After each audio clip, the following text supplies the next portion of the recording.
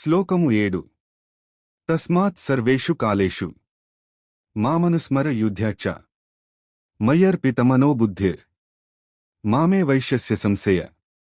కావున అర్జున, నీవు ఎల్లప్పుడూ నన్నే స్మరిస్తూ నీ కర్తవ్యమైన యుద్ధాన్ని చేయి. నీ మనస్సును, బుద్ధిని నాయందు లగ్నం చేస్తే నీవు నిశ్చయంగా నన్నే చేరుకుంటావు. ఇందులో ఏమాత్రం సందేహం లేదు. విశేషాలు: భక్తి మరియు కర్మల కలయిక. భగవంతుని స్మరించడం అంటే పనులన్నీ మానేసి కూర్చోవడం కాదు.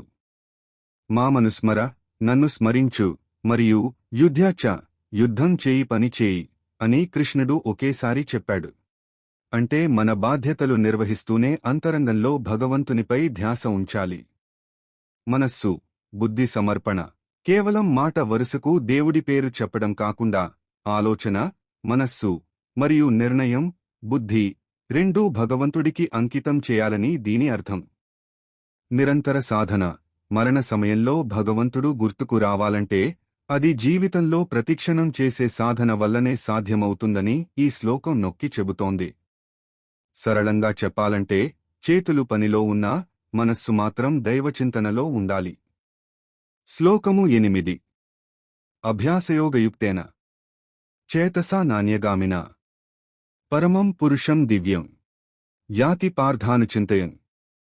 ఓ అర్జున, అభ్యాసయోగముతో వేరే ఇతర విషయాల మీదకు మనస్సును పోనివ్వకుండా నిరంతరం పరమేశ్వరుని ధ్యానించేవాడు ఆ దివ్యుడైన పరమపురుషుని, భగవంతుని పొందుతాడు. వివరణ: అభ్యాసయోగం మనస్సు స్వభావరీత్యా చంచలమైనది. అది ఎప్పుడూ రకరకాల ఆలోచనల వైపు పరిగెడుతుంటుంది. దాన్ని మళ్లీ మళ్లీ వెనక్కి తిప్పి భగవంతునిపై నిలపడమే అభ్యాసం. ఏకాగ్రత. నాణ్యగామినా భక్తి అంటే కేవలం పూజలు చేయడం మాత్రమే కాదు.